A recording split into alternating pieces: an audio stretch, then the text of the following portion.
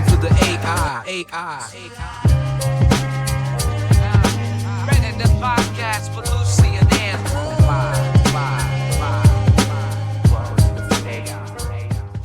Welcome to episode 5 of the AI Readiness Podcast. I am your co-host, Lucy. I'm your other co-host, Andrew. I like to say I'm intelligent and he's artificial. I thought I was the brains and you were the brawn. All right, okay, yeah, fair. Purpose of this podcast is to demystify, debunk, and get you a foot on the ladder. Give you everything you need to know as a leader in an organization about how to build generative AI capability, and just basically pull your socks up and get cracking with this whole AI thing that everyone's going on about. That's exactly it. It's the last part. If you don't know what you should be doing, could be doing, and just want to hear it being spoken about in simple terms, then here's your gal, I'm your man. Coming up on the show today, or on the podcast, what we should say is getting it right. AI's game-changing moments. Let's have a look at what ChatGPT and Copilot are up to. And I'll explain why Apple really massively got on my nerves this morning with its intelligence thing that it's supposed to be doing. We will always be covering real-world applications and giving practical advice on where to start with AI, from building team confidence, choosing the right tools. And I think it's really important because we're going to be talking more about guilt and guesswork. Guilt and guesswork.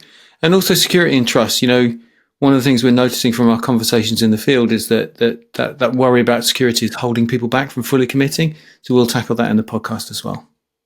Which leads us perfectly on to a fabulous guest that we'll be hosting later in the podcast, Andrew Elia, who is the CEO of technical partner Arishi. He's going to be helping us get under the skin of this security. ChatGPT, Copilot. Are they safe? Are they not? Are they coming to take our washing? The minute you put something into ChatGPT, a spy in another country gets your data and starts doing bad things with it. That's what I've heard. Let's find out if it's true. Please, let's find out if that's true to be elevated there. Because if somebody comes into the podcast and just hears that last bit of you saying that, they're going to... Don't quote me out of context. Let's get into some breaking news. Lots to talk about this episode. ChatGPT, new cost, $200 a month. Do we need it? Yes, if you want Sora, if you want access to the video. So I've been clicking on and then trying to have a little bash on it, and Sora's not available in the UK. Yeah. You can get it in Argentina, which is great. I'll have a look at it when I'm on holiday then. Yeah, but won't we be getting Sora at some point anyway? Or is this just another... It's another little dangle, isn't it? A little carrot. Come on, do a bit more, do a bit more. You might not necessarily need it yet. Just hold fire and get good at what you've currently got. Exactly. I think the $200 subscription to ChatGPT for the pro version, there's a lot of unlimitedness and lots of goodness. Will it really help you crank out better quality work? I don't know. I need to talk to somebody who's using it. So if you are paying that $200, get in touch. We would love to know exactly how you're getting on with it. And in terms of video creation, we are not there yet. There's some other news this week. Well, it's ChatGPT through and through, and I'm sorry if people feel that is a constant thread. However, they are continually rolling out new stuff. And I was producing a document yesterday using ChatGPT to help me craft it. I had used Perplexity for research, as well as my own knowledge and insights from client conversations. So there was like a kind of three-way collaboration to pull this document together, and I noticed that ChatGPT 4.0 was automatically using Canvas, and when I was kind of collaborating with the tool and asking for ideas and what else could I do here and what do you think about this, I noticed a split screen element, and it started to almost do some analysis. It was doing some analysis almost in a bit like the way Claude splits the page and goes all whizzy and codey on you. But the key thing about 4.0 Canvas is it allows you to edit and change just elements of the work that you're doing, not the whole thing again and again. And it just makes iterations and giving feedback to the model so much easier. So I'm really happy with that. So if you're uninitiated, the Canvas is more like there's one page that sort of gets magically rewritten in front of your eyes when you make changes. But regular ChatGPT is just like this scrolling thing, and you have to scroll back up 50 pages to find the previous. So Canvas is more like iterative, and we really like it when you're writing something. I do. ChatGPT came into Apple, so this morning I excitedly downloaded 18.2, the iOS, on my 6-month-old iPhone 15, just to discover that I don't get ChatGPT integrated into Siri because my phone's not new enough. So my phone was the latest one 6 months ago, and I should have got a 15 Pro or a 16. I can't get it to work on my 15, which is super annoying because I spent half an hour just basically watching it download, going, "This is so exciting," and then nothing happened. So disappointed. Yours sincerely. I uploaded my Apple software this week as well, and I'm still finding new stuff, like with the photos and and I tell you what, I have enjoyed being able to record conversations. That's cool. Like a couple of things that have come into to Apple there. Listen, there's something that I found really quite shocking this week. HR Magazine and HR Hive both put out a number of statistics to do with the statistics around adoption rates. And I just wanted to share those because I find it pretty outstanding. And if people that are listening resonate with this, I just want to encourage conversations and to start doing something. So in a recent survey, 58% of vice presidents and directors in the US and UK said they've never attended an artificial intelligence training or course. You can just delegate it, right? I'm 5 years away from retirement. It sounds complicated. It's really big. I've got so much to do. I'm just going to delegate it to someone in my maybe I'll even create a task force. That'd be better. Yeah, I see what you're doing here. You're playing devil's advocate to excuse. How can that be a common thread through the organisation if there isn't alignment, understanding, and direction from the top? Yeah. I would say those organisations are going to have problems. Number two, in addition, only 42% said they were very or extremely confident that they know how to use AI tools. And 27% said they were not very or not at all confident. That's amazing because you get so many sort of mixed messages. Like if you look at the bigger surveys, it's like 70% of businesses are using it. But like, that's not really qualitative, is it? Maybe one person in a department's using ChatGPT to Google something. It's not quite the same as proper embedding. Totally. And actually that was in relation to using it without compromising company data. So you've got 27% saying that they're not at all. And so that comes into the ethical, the security, the responsible use element. It's all good and well giving people tools if they don't really understand and know how to use it. Where your mantra comes in, train and trust, baby, train and trust. Train and trust. That's going to be a thing. And in October, a study of 393 vice presidents and directors, again in the US and UK, 46% said their company doesn't have an AI policy. That's nearly half. Wow. It only takes you 10 minutes to write one. You just sketch one out on a napkin which says, please use AI to innovate and do really interesting things. Use it safely, look after our data, crack on, and then you can revise it later. But you got to have something. But do you know what? I reckon that number might not quite be true because they might have an AI policy, but one, they didn't know about it, or two, they can't find it. Just goes to show, right? So we've immersed ourselves in this world for the last year plus. So to us, this is like, why wouldn't you have that? But I guess if you haven't got your head around what AI is and the potential for it for your business, then, we've got to kind of respect people and sort of meet them where they are, I suppose, rather than being super cynical. Yeah. And there's two different types of policy. There's one that is just get something out there so people aren't doing crazy stuff. Mm. And then there is the right kind of, or the more engaging element, which is let's encourage our people to use it in the right way. And we know what they need because we've worked with them and this is the parameters. And it might actually be that there are different policies for different departments, which makes more sense to me. So it's a bit like warming up the oven before you put your cake in. On that note, we should move where I love to be best, out in the field. Conversations in the field. I love it when I'm in a field. So yeah, 2 interesting client conversations this week. And bear in mind, it's only Wednesday. Both of them brought up guilt, AI guilt. Right. And where does that come from then? Well, I mean, what I've noticed, because we run lots of immersion programs, and there are people who tend to be female who mention it first. That's something I've noticed. I've done a bit of a dig around, and I found that there's some educational establishments in India were talking about girls experimenting less, but you're a bit more up to date with your research. Yeah, and there clearly is a difference and a gender disparity between AI adoption. And it's interesting that women are the ones that are more likely to feel that it's cheating. And perfectionism comes to the play as well. And the fact that women might be more risk adverse. And it just presented a real kind of interesting conversation as how we can better support women to get over some of those kind of internal beliefs.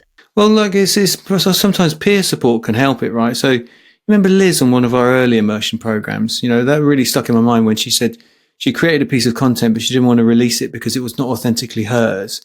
And it was actually another female person who said, it looks fine, go on, just do it. So that's that kind of peer support helped to overcome it. It's remembering to have compassion, isn't it, in the conversations with people, with your team, with your colleagues, because there might be these inner feelings, concerns that need to be considered before we start ramming tools down people. But ultimately, hopefully, the outcome is that people appreciate that they are enablers to help us get things done better, quicker, smarter.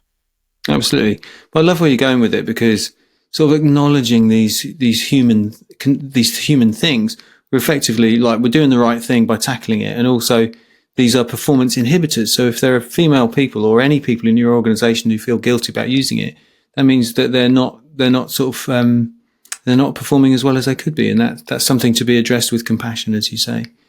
Equally at the top, if AI is being discussed at an executive level and they're, depending on what the ratio is, male to females, but could there be some people at that top table that are keeping quiet because of fear, because of lack of understanding and guilt, and therefore not kind of buy into what the organization's fully doing with their AI agenda. And I just want there to be openness and transparency, that there needs to be there's that safe environment for everybody to put all of their cards on the table and for it to be talked around. Makes perfect sense. What I blame is kids' t-shirts. Like you go into any kids' t-shirt shop and you see a kids' t-shirt for a boy that says "Warrior, here comes trouble," but on the girls' one it'll be pink and it'll say "Here's the good girl, here's the princess." So it starts there. So like your socialization really early on is going, work hard, be good, do the right thing, and you can totally see where the origin is, right? Yeah, and don't cheat. And when you think about that, of course, I'm not saying boys want to cheat, but it was always the boys in the class when you were little that wanted to push the boundary and be a little bit cheeky and a bit naughty, whereas we definitely wouldn't. So conversations I've been having a lot is like organizations, maybe we got 20 to 50 people and we're just like, we want to get started, but like, what do we use? ChatGPT, Claude, Perplexity, Copilot, like what's the thing that we pick? And I've always been very much, well, it depends, in my sort of advisory position. I've got a bit of a new position, which is if you're going to raise the AI literacy of your team or your organization, and you're not sort of bogged down by the big sort of enterprise level problems, where you go, oh, let's go with Copilot, which we'll get into with Andrew Elia, who's our guest coming up very shortly. My recommendation these days is just use ChatGPT as your learner vehicle, right? It's a good, solid, safe little vehicle. Everyone can learn the bells and whistles and what AI does, and they can build their AI literacy. And then you can figure out what tools you're going to choose for the long run later on, because they'll change anyway, right? So that's the answer to the question that I've been posed a lot this week. ChatGPT is a good learner vehicle as long as your people are clear on the sort of data security sort of piece of it.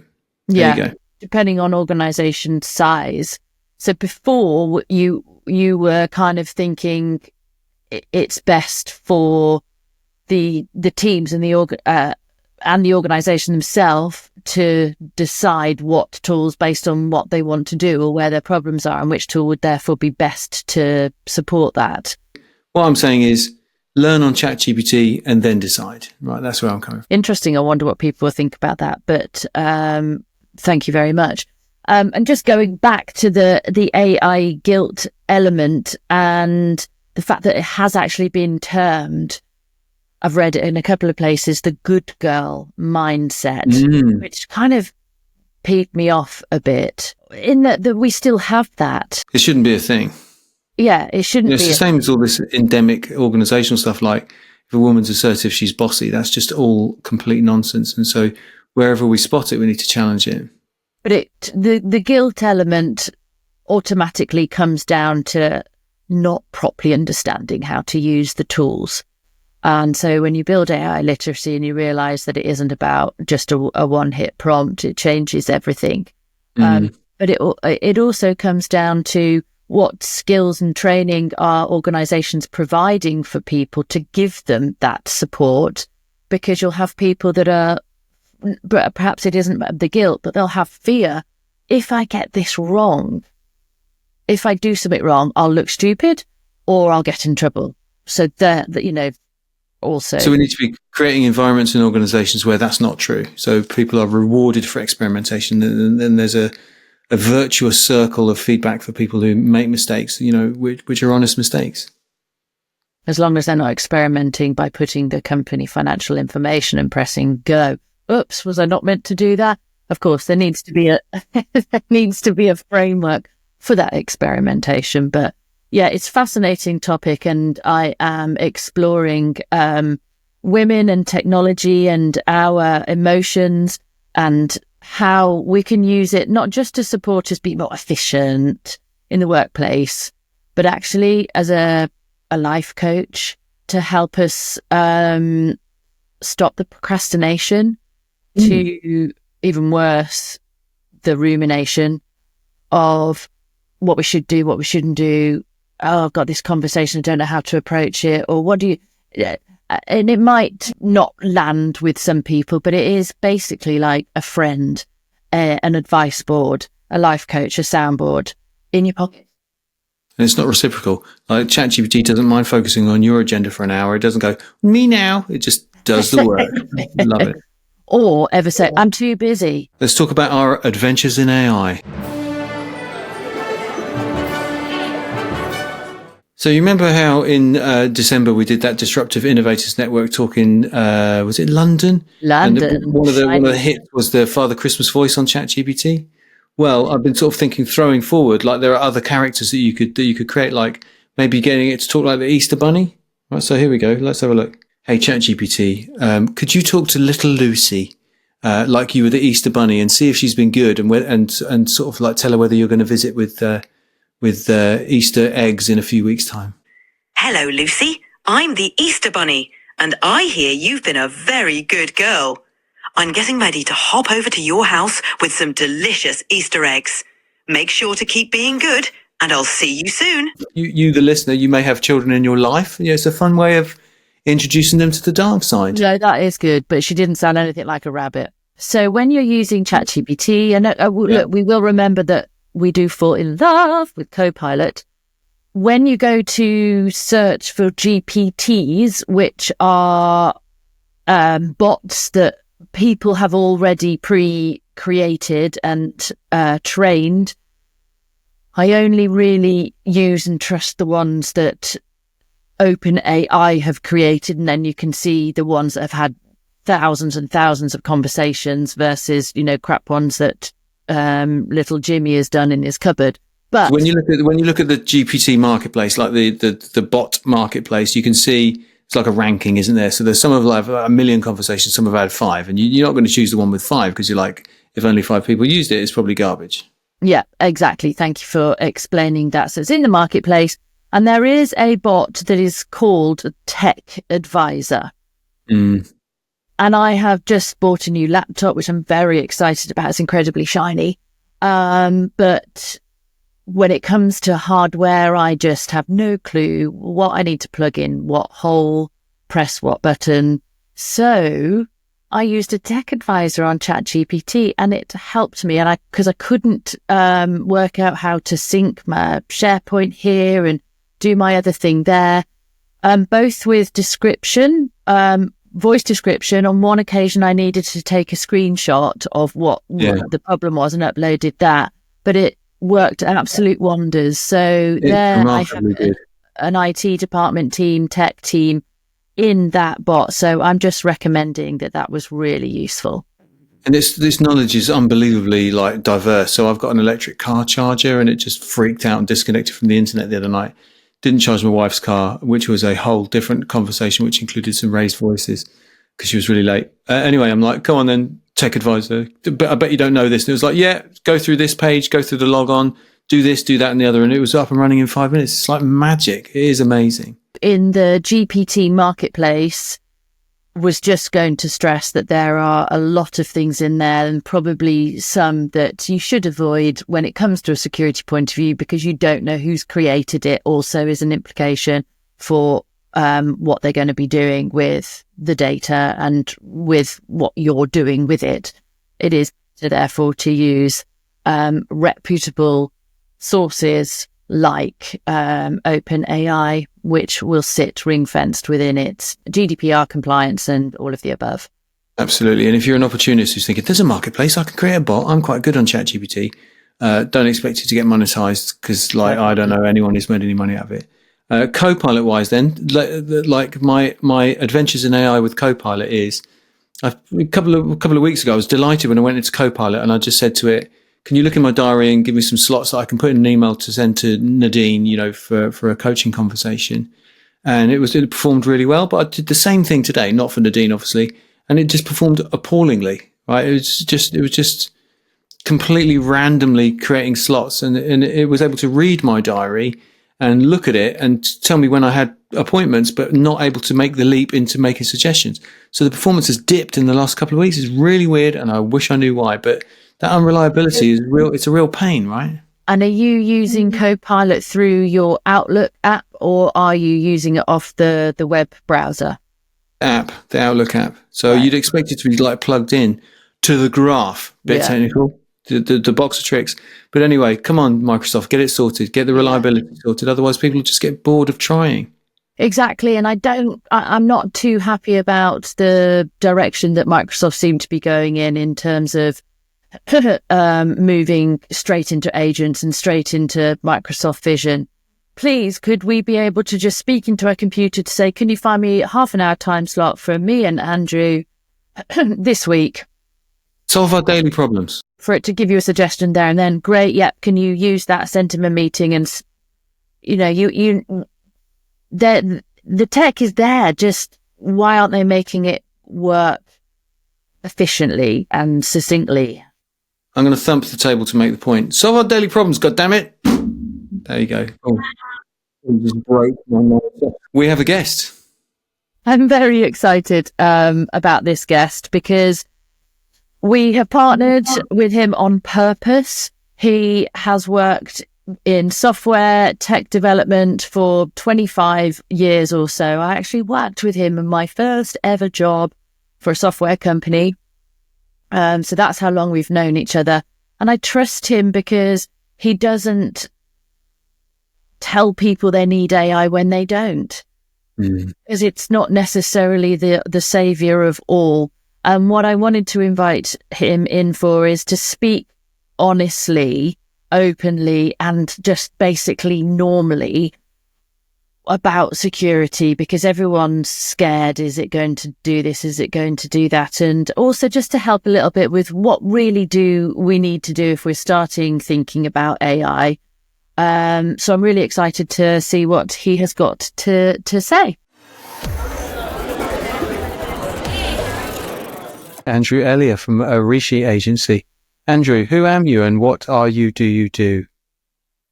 So Arishi is a technology company. We help people solve challenges with their business using tech. And that works for people in a variety of different verticals, a variety of different countries. So what we try to do is to understand what it is they're trying to achieve, and then we help them put together the right mix of technology and services to achieve those goals. Gotcha. So what are you noticing about the sort of AI world these days in terms of your business? Like, what's happening for you? Well, I mean, we're seeing a huge surge in requests for people who want AI-based solutions. But equally, we're getting a surge in people trying to flog us what they believe are AI-powered solutions. But ever the cynic, I usually take a lot of it with a pinch of salt. I was actually at a defence industry event last week. And a lot of people were trying to peddle AI-based solutions. And the joke that I had with some of the people we were there with is that most of them couldn't even spell AI 18 months ago.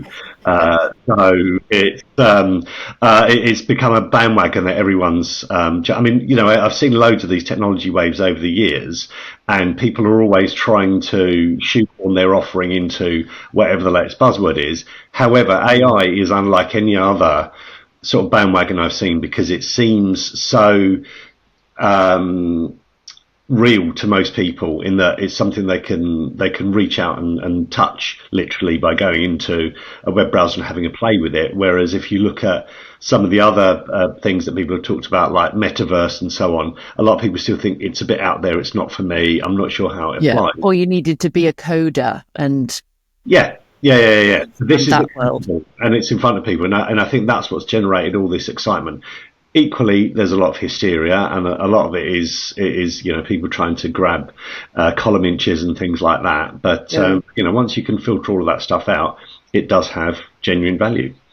Absolutely. So that kind of leads quite well into a first question, because I wonder, is AI applicable to all businesses? I would say yes and no. No, it's on the fence nicely. I think there is probably an element of AI that every business can use in some way or other, but the magnitude of it will vary from business to business. So, and something that I know that we're all on the same page about is that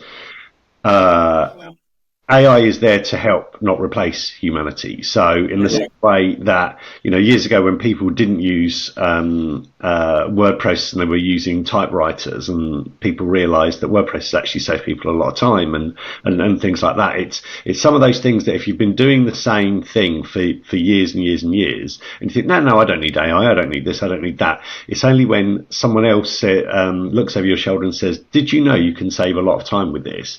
So again, what we do is do that looking over the shoulder and say, you could save a lot of time, effort, money, whatever, if you integrate AI, to this tiny degree. And no one has to have the sort of big bang, AI replaces everything and all your operation is run by robots tomorrow.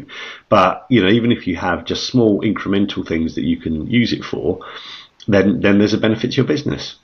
Anecdotally, like there's a friend of mine who's a builder, and I sort of said to him, have you come across ChatGPT? And he says, have I come across it? It runs my business. It does all my quotes. It does, I take photographs of things and it analyzes environments. So, he's somebody who you would look at traditionally and say, well, he lays bricks. Why would he need AI? But it just runs everything to do with everything else that's not laying bricks. So I'm with you. I think that everybody could benefit from it. It's just I would love you to have a go at introducing it to my dad, who's also a builder.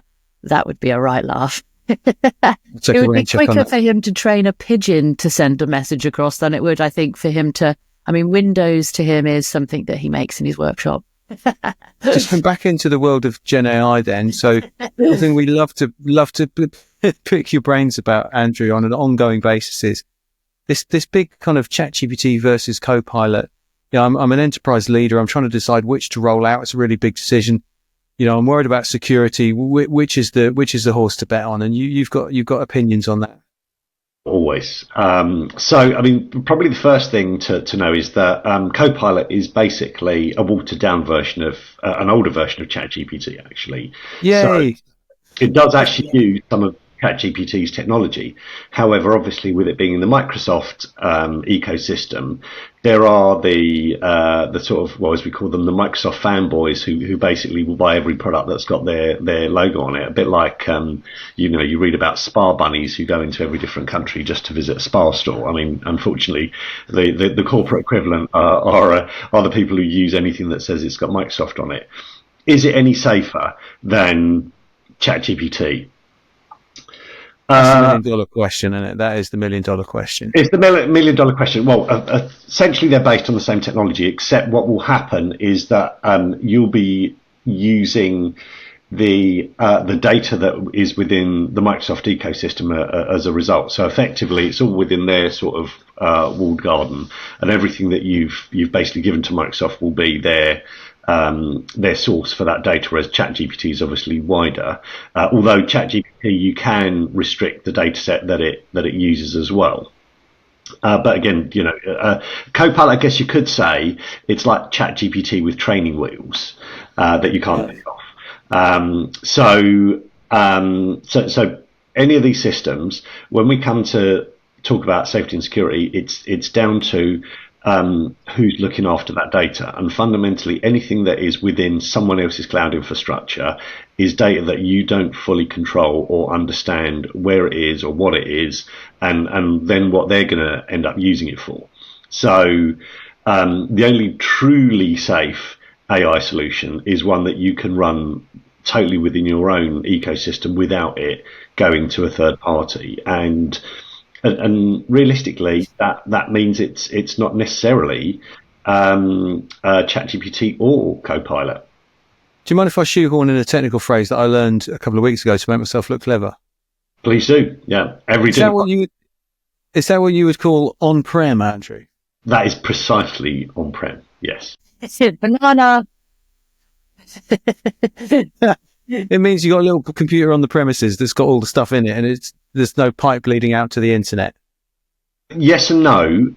So it can lead to the internet, but it just means that your data is physically stored on that machine. So it doesn't have to be a machine in your office. It could be in a data center. So, and by the way, banks, financial organizations, even though a lot of them do have a cloud-based strategy, I mean, this is kind of taking us in a slightly different direction.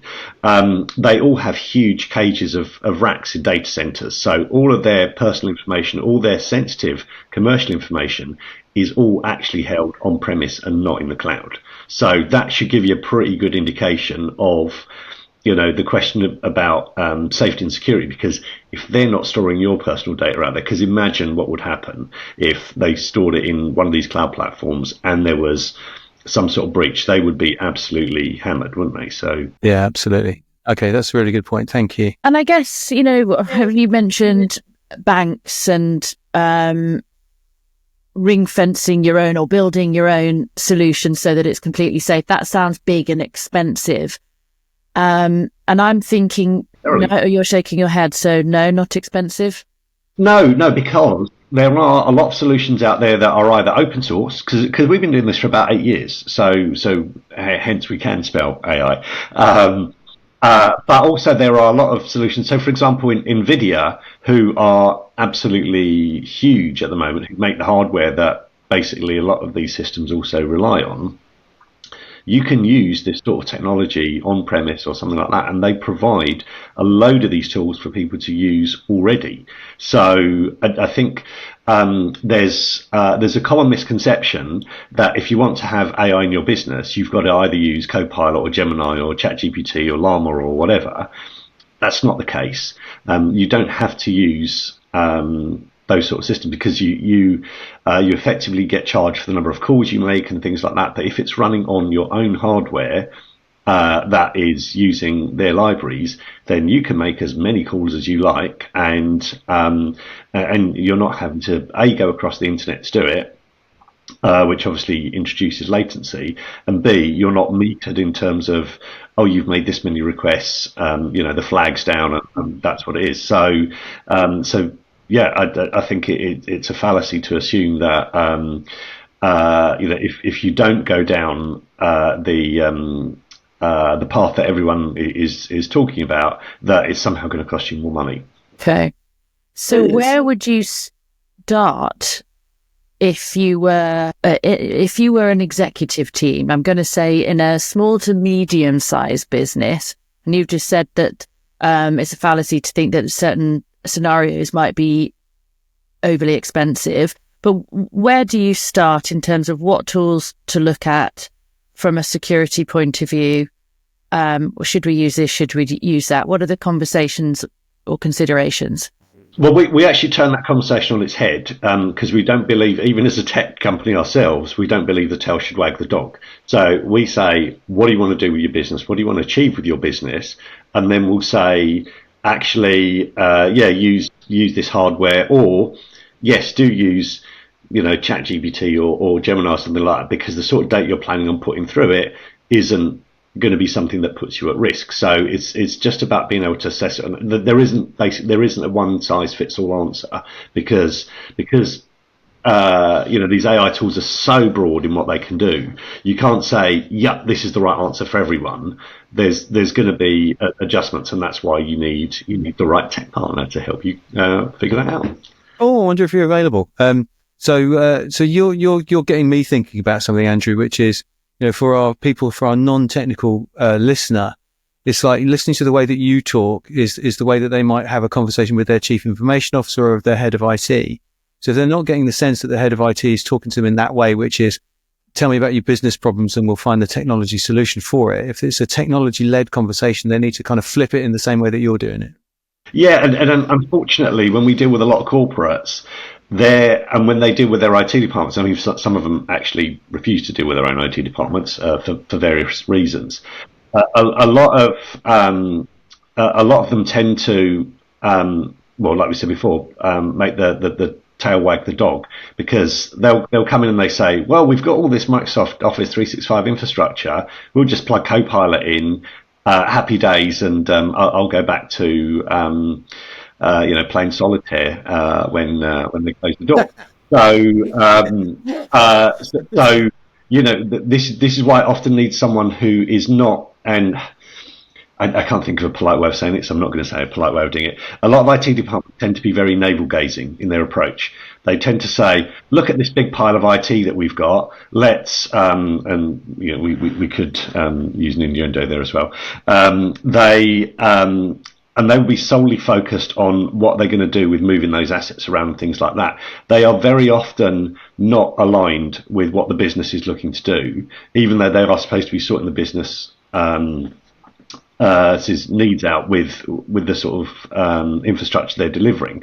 So very often they're not the right people to be able to understand what the business is doing holistically and deliver that to them, because they're only really skilled at saying, do we need to tweak your spam filter, or do you have the right fonts installed for Microsoft Word or something like that. So that is where I can be a bit more sweeping my generalisation. But certainly when we deal with companies of this nature, we go and we speak to the stakeholders because the IT people's skills don't stretch as far as understanding the business needs. It almost sounds like the difference between an IT manager who's concerned about wireless access points or a strategic CIO who's thinking, I'm part of the exec team, how do I move the dial on company performance? Yeah, well, I guess it kind of depends. Yeah, so an IT manager, you're right, wireless access points. CIO, I kind of put them in the IT manager bracket as well, because certainly a lot of IT CIOs don't tend to have that much technical expertise. They usually know enough to be dangerous and can interpret just about enough to say, yeah, let's use Copilot. And I mean, there's a well-known organisation who I cannot name, who they brought in a CIO and for a project of this nature, And obviously the first thing they did was to push the Microsoft button and say, oh, we're going to use Dynamics for this, we're going to use Copilot for this, and all these sort of things. And I turned to the project manager and said, this project is going to be grossly over budget, and it's going to be at least 6 months late. And I said, how did you know that? It's like, just a hunch. Because all these people, they just, they're one-trick ponies. They just roll out the same thing because they know ever so slightly more about what Microsoft's product catalog is. And again, they don't have an understanding what the business is. Guess what? That organization did go over budget, and it was very late, later than 6 months, in fact. So if I'm part of an executive team and I'm just about, somebody's come to me and said, we're going to roll out Copilot licenses for our 5,000 employees. Like, what are your sort of key points to bear in mind? What are your care points? Well, again, it might be excuse me. It might be that if they have a very simple use case, then maybe they can use Copilot, because effectively, Copilot has been engineered to be a sort of next generation Clippy. So basically, they can use it for, sprucing up a document or something like that. And if that's something where there's value to it, fine. But I think very often, and this is an example you've used about the tire and the gorilla, about the fact that if they just give it to people and they say, knock yourselves out, guys, box ticked, we've delivered AI into the business, how clever are we? Potentially that's something that might be helpful to them. But again, until you actually try to understand how people are going to use it. And I would actually also say, if someone is saying we're going to roll out AI to 5,000 employees, that already sounds like they're going down the wrong path, because unless all 5,000 of those employees are doing exactly the same work, then just giving them that solution is demonstrating a lack of understanding of what the business is trying to achieve using assuming AI. that one tool will deliver the magic for absolutely everybody. It's interesting because I had a conversation this week actually with another organization that has in the thousands in terms of staff and employees, and they have been running a Copilot trial for 6 months with a small cohort that were just given the licenses. Like putting a tire in the gorilla's cage and seeing if it'll play with it, yeah. But what they were actually told is go and have a play and see if you can break it. That was their kind of remit and training and guidance. And guess what? We're 6 months down the line and we are starting again. They're starting again, it now seems. So that was a wasted 6 months. Well, it's a very nebulous brief, and in the same way as when you ask a client to do user acceptance testing, and they'll kind of click a few things and say, "Yeah, it looks fine to me," then it's not it's not specific enough. The brief isn't specific enough for people to know what to do with it. And at the end of the day, let's say they go in and they break it and they say, "Yeah, it doesn't work," then does that mean they just say, "Oh well"? Thanks, all 5,000 employees. You've now? been very helpful in us. Yeah, you've been very helpful in assessing that this tool is not fit for purpose. We're going to go. Yeah, exactly. Has that been an accurate test, and has it actually delivered value for the business, or has it just turned people into sort of very basic software testers? Oh, good. Oh, go on, Lucy.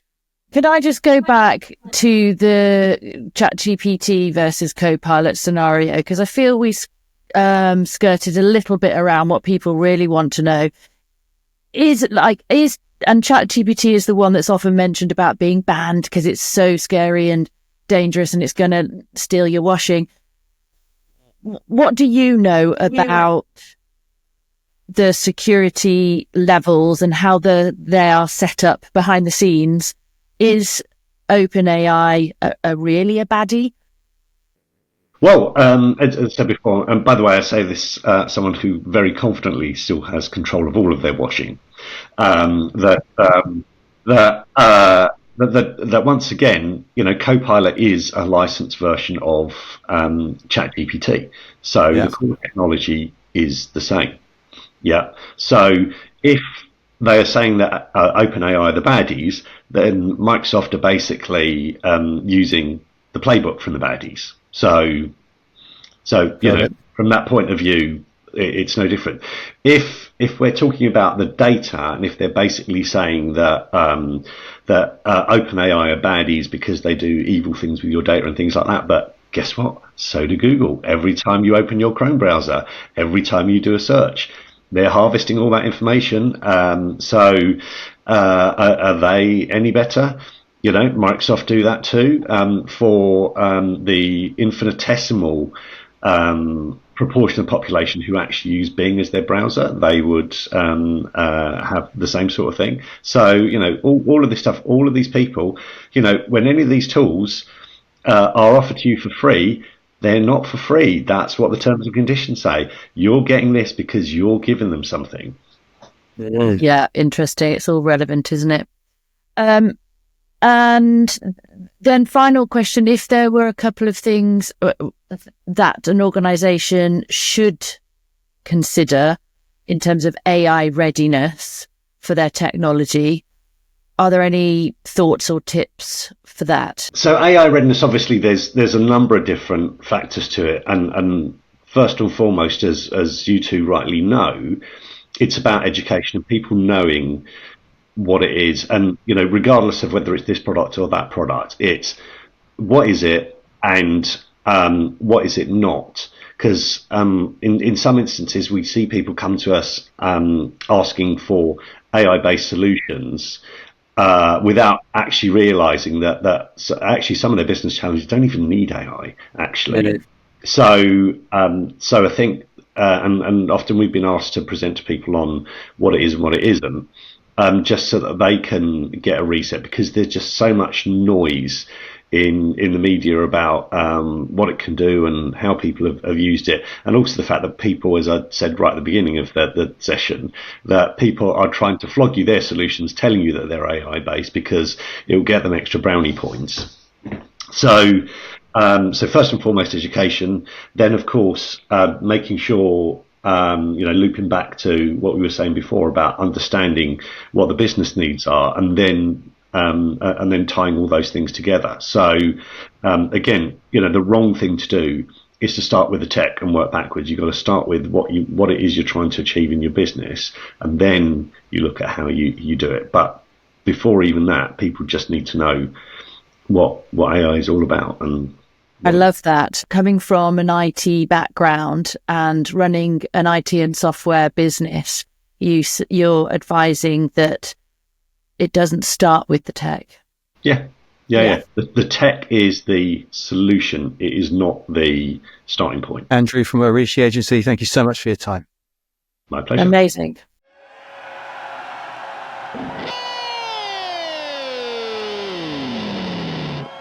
Dear Lucy, help me fix my techie heart. My life is off, I need a brand new start. Lucy, we have had so many letters and emails that there's a bulging sack situation. We need to let some pressure out of the sack. So I've got a Don't letter. take me down that naughty path. Dear Lucy, if you're watching on video, you know that I'm actually looking at a screen on the TV. So, dear Lucy, I keep hearing all this talk about bringing in AI specialists or even a chief AI officer. As if I'm supposed to drop everything and lure expensive talent through my doors as a leader.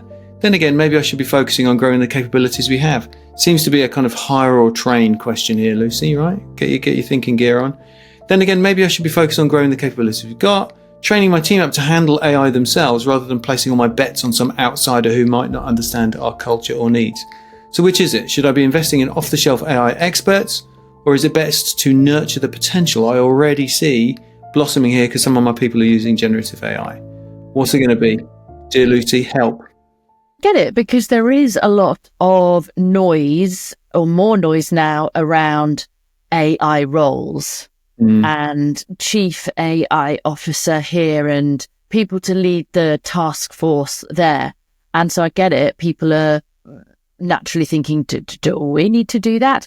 Question I would ask first of all is, well, what's the size of the organization? Because I think that will have an impact for whether it's needed or not. The second question I would ask is, where is the current executive team at when it comes to understanding AI and their alignment on what the plans are for the business? That's first and foremost before going down the path of employing somebody else to lead on that. I think it needs to wholeheartedly be something that the exec team are all over. Gotcha. But I mean, like, if you're like a massive company and it could be like a sort of flagship role where you could be hiring somebody to sort of signify your intent and kind of marshal and, sort of visionary leader sort of thing. Yeah. So I get you with a smallish organization, like, maybe just crack on, and you probably don't need. No, exactly. I don't think you need.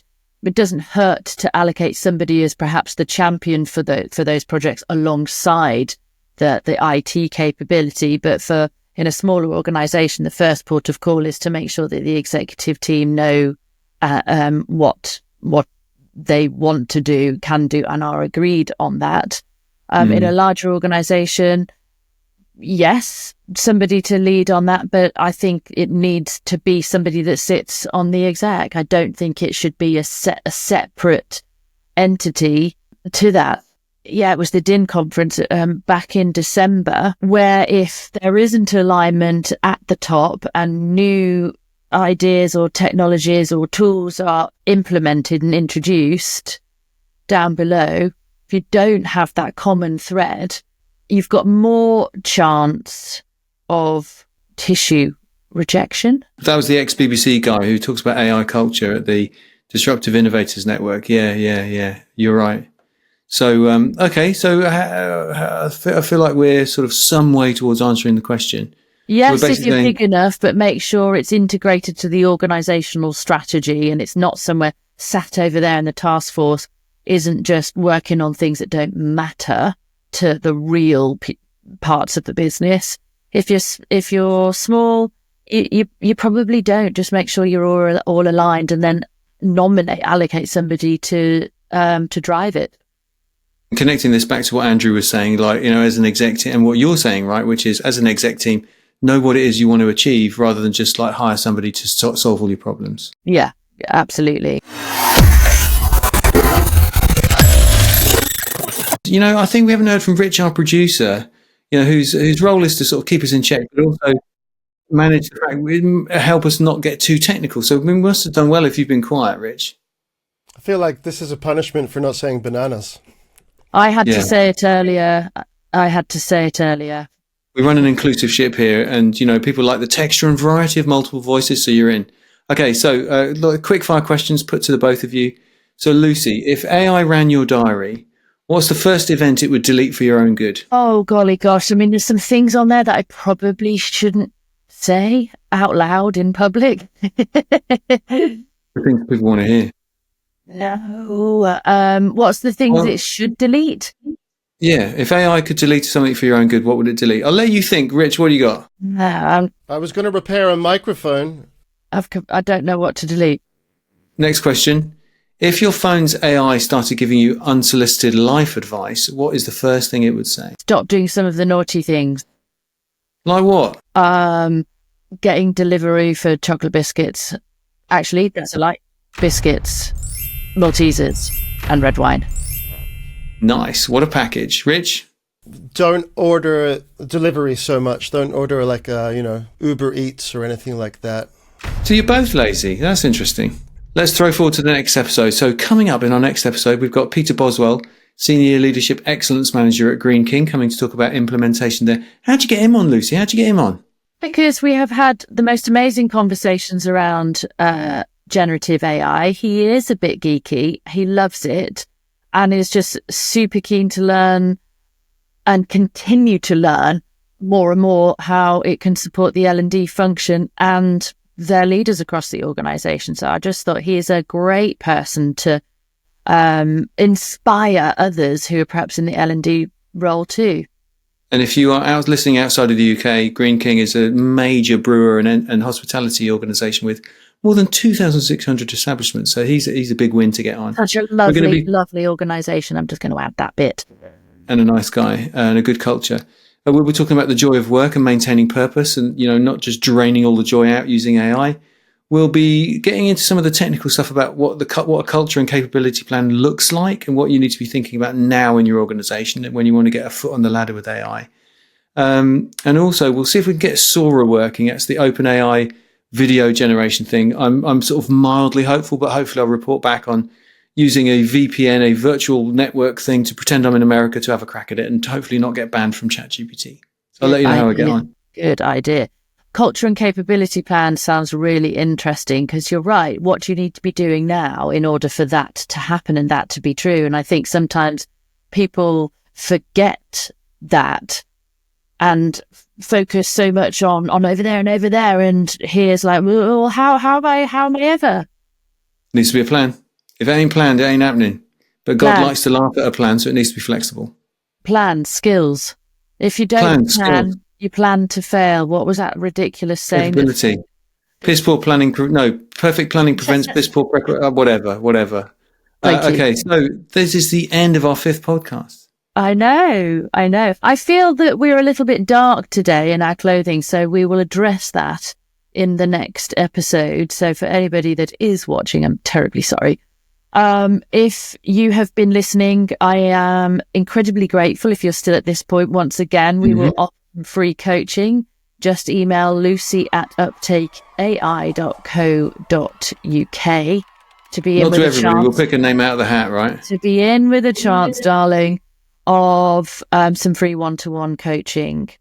So yeah, what do you think, Andrew? How was today? Liked it. I felt like we could do another hour on female guilt, in relation to AI. But it's a massive. Yeah, I know, and I think we'll pack that out a bit more moving forward to get under the skin of why and what and how. Which we will. See you on episode 6. Ta-ra for now. Goodbye. Bye. I had the last word. Goodbye. Bye-bye. Bye. Bye. Bye. Welcome to the AI.